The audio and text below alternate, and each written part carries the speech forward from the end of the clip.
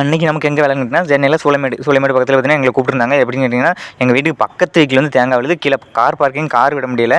தேங்காய் விழுந்துட்டே இருக்குது. எங்களுக்கு வந்து செடி வைக்கிறது, செடியிலையும் விழுந்துட்டே இருக்குது அப்படின்னாங்க. ஏன்னா இவங்க வந்து வச்சிருக்க பார்த்தீங்கன்னா, அவங்களோட ஸ்லாப், அவங்க வீட்டில் உள்ள மாடி வீடு, மாடி பக்கத்தில் உள்ள வீடு, அதில் தான் விழுதுனாங்க. கீழே வேற ஆள் இருக்காங்க. கீழே உள்ளவங்களுக்கு பார்க்கிங்கில் அடிக்குதுனாங்க. பக்கத்து வீட்லேயும் பார்க்கிங்கில் அடிக்குதுனாங்க. மொத்தமாக சொன்னாங்க. அதெல்லாம் சரி நம்ம மொத்தமாக கழிச்சோம்.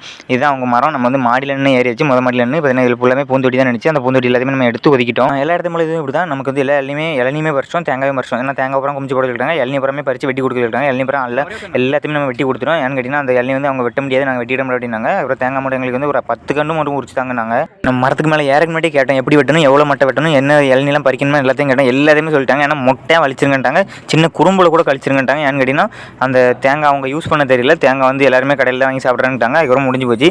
அவங்க சொல்கிற நம்ம செஞ்சு தான். அதனால் இளநீ மட்டும் பறிச்சு ரொம்ப குறும்பில் நான் வெட்டலை, அது பாட்டு விட்டுட்டேன். இப்படி கேட்டிங்கன்னா நான் தென்னை மரத்தில் தேங்காய் கழிக்கிறது சென்னையில் கழிக்கிறீங்களான்னு கேட்டாங்க ஒரு அண்ணன். எனக்கு கமெண்ட்டில் பார்த்தீங்கன்னா நான் வந்து இப்போதைக்கு சென்னையில் இல்லை, இது 2 மாதம் முன்னாடி நடந்தது எல்லாமே. நான் வந்து அந்த நேரத்தில் வீடியோ போட முடியல, அதனால் இப்போ போடுறேன்.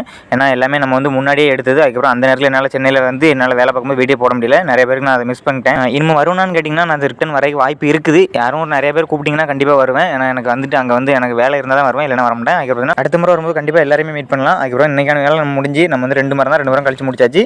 அதுக்கப்புறம் இதே மாதிரி இன்னும் 2 பார்க்கலாம். நம்ம வேலைக்கான கருத்தை கமெண்ட்டில் சொல்லுங்கள். இன்னொரு